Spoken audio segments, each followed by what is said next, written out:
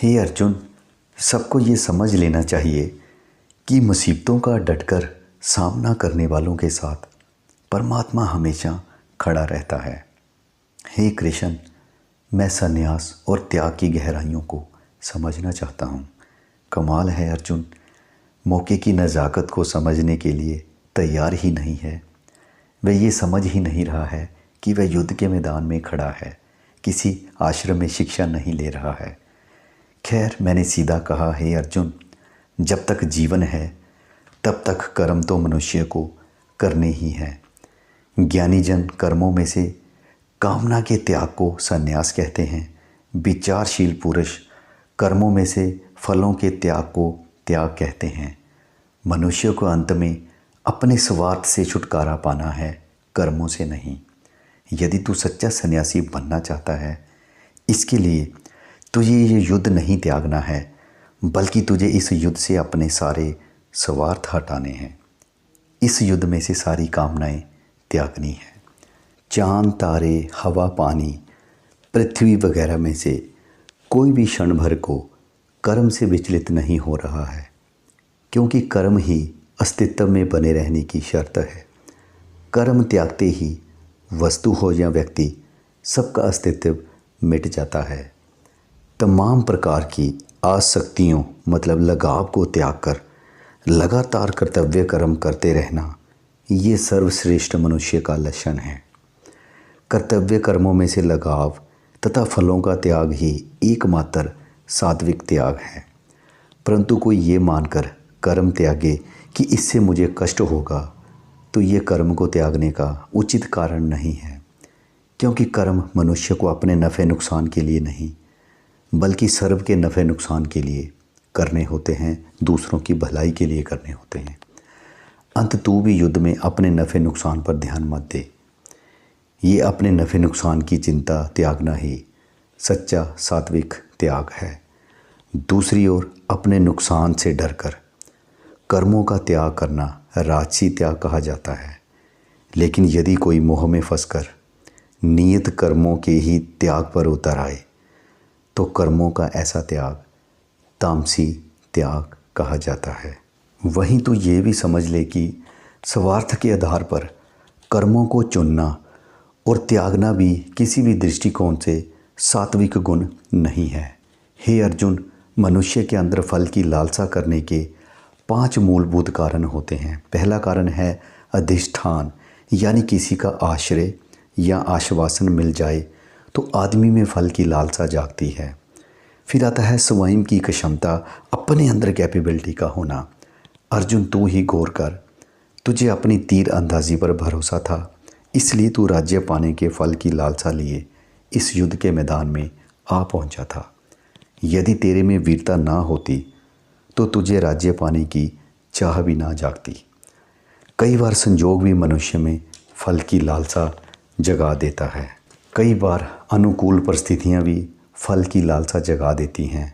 और फिर अंतिम 5वां कारण होता है मनुष्य की स्वयं की इच्छाएं भी उसे फलों की लालसा जगाने के लिए प्रेरित करती हैं। हे अर्जुन, मनुष्य आत्मा को ही कर्ता समझता है और यही उसका सबसे बड़ा अज्ञान है। यहाँ हर एक को ये स्पष्ट समझ लेना चाहिए कि उसके जीवन में जो कुछ भी घट रहा है, उसके लिए ये 5 कारण जवाबदार हैं, परमात्मा नहीं। परमात्मा की तो अपनी ही एक दुनिया है जिसमें इन 5 कारणों पर विजय पाए लोग ही जीते हैं।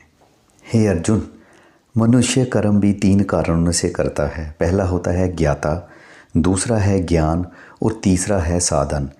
ज्ञाता यानी जानने वाला। यहाँ हर किसी का जानने वाला बेहद मजबूत है। इसी कारण यहाँ हर कोई अपना एक अलग अस्तित्व मान बैठा है, जैसे तू भी अपने आप को अर्जुन मान रहा है। फिर ये ज्ञाता अपनी स्वार्थ पूर्ति के लिए ज्ञान ओढ़ता है।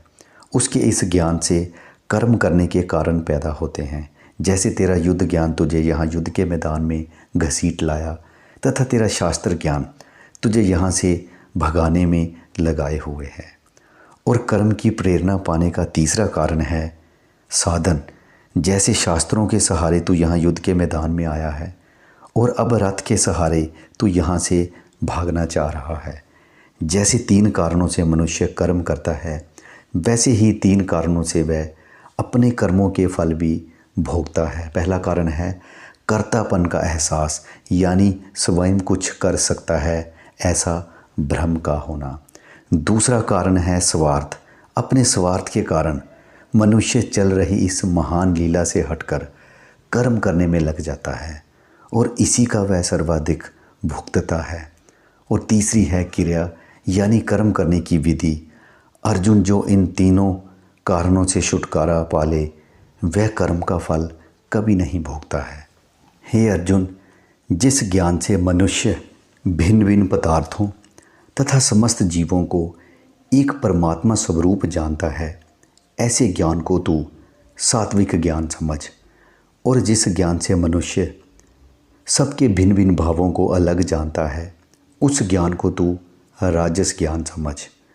और जो ज्ञान सिर्फ स्वार्थ सिखाता है, वह तामसी ज्ञान होता है। हे अर्जुन, मनुष्य अपने जीवन में जितने भी कर्म बिना फल की लालसा के करता है, ऐसे कर्मों को तू सात्विक कर्म समझ। फल की लालसा में किया गया परमात्मा का पूजन भी सात्विक कर्म नहीं होता है, लेकिन बिना फल की लालसा के तो किया गया युद्ध भी सात्विक कर्म हो जाता है। वैसे ही जो कर्म मनुष्य भोगों की लालसा के लिए करता है, उसके लिए जो कुछ भी परिश्रम करता है, उसके उन तमाम परिश्रमों को तू राजसी कर्म समझ। परंतु जब कोई मनुष्य बिना परिणाम की चिंता किए उग्रतावश कोई कर्म करता है, तो उसके ऐसे कर्म को तू तामसी कर्म समझ। यही नहीं, अपने सामर्थ्य को पहचाने बगैर किए गए कर्मों को भी तू तामसी कर्म ही समझ। और संसार में ऐसे तामसी प्रवृत्ति वाले मनुष्य ही अपने हाथों अपने विनाश में लगे हुए हैं। युद्ध के मैदान में मौजूद कौरव इसका सर्वश्रेष्ठ उदाहरण है। अर्जुन, वैसे ही अब तू मुझसे कर्ता के भेद भी समझ ले। जो कर्ता संग रहित है, यानी अपने में ही मस्त है, वह सात्विक कर्ता माना जाता है। वैसे ही जिस कर्ता का रस सिर्फ कार्य में होता है तथा जो कार्य करने में आने वाली अड़चनों से विचलित नहीं होता है, वह कर्ता भी सात्विक कर्ता ही होता है। परंतु जो कर्ता आसक्त यानी लगाव व लोभ से भरा है, जो अपने लोभ व लगाव के कारण सुख दुख भोगता रहता है, ऐसे बात बात पर सुख दुख भोगने वाले कर्ता को तू राजसी कर्ता समझ। लेकिन जो घमंडी तथा धूर्त है, जो कर्म दूसरों को नुकसान पहुंचाने के लिए करता है, ऐसे कर्ता को तू तामसी कर्ता समझ। गीता के अंतिम अध्याय 18 का सबसे बड़ा सबक ये है, कृष्ण द्वारा अर्जुन को दी गई चेतावनी। दूसरे अध्याय से कृष्ण अर्जुन को समझाने में लगे हैं, पर वह टस से मस नहीं हो रहा है। कृष्ण ने उसे बचाने के लिए क्या कुछ नहीं समझाया, लेकिन जब अर्जुन पर इसका असर नहीं हुआ तो कृष्ण ने उसे चेताते हुए कहा कि यदि तू मेरी बात नहीं मानेगा तो नष्ट व भ्रष्ट हो जाएगा। और उनकी ये चेतावनी अर्जुन को ही नहीं, हम सबको भी है। प्रकृति समय पार के नियमों के तहत अरबों वर्षों से अस्तित्व में है। हमारा मन हो या जीवन, वह भी इन्हीं नियमों के अधीन है। और हमारे लिए प्रकृति का सबसे महत्वपूर्ण नियम ये है कि जिसका मन जितना ऊंचा उठेगा उतना उसका जीवन शानदार रहेगा, वरना वह नित नए संकटों में उलझकर नष्ट हो जाएगा। तथा विश्व की तमाम स्पिरिचुअल शिक्षा मनुष्य को शानदार जीवन जीने की राह दिखाने के लिए है, क्योंकि शानदार व यादगार जीवन जीना ही मनुष्य का एकमात्र धर्म है। कुल मिलाकर जीवन एक ऐसा अवसर है जिसे गंवाया नहीं जा सकता है, और गीता जीवन शानदार बनाने के लिए एक ऐसा वरदान है जिसे अपनाने के अलावा दूसरा कोई उपाय नहीं है। अंत उम्मीद करता हूँ कि आप हाथ लगे इस महान अवसर को गंवाएंगे नहीं।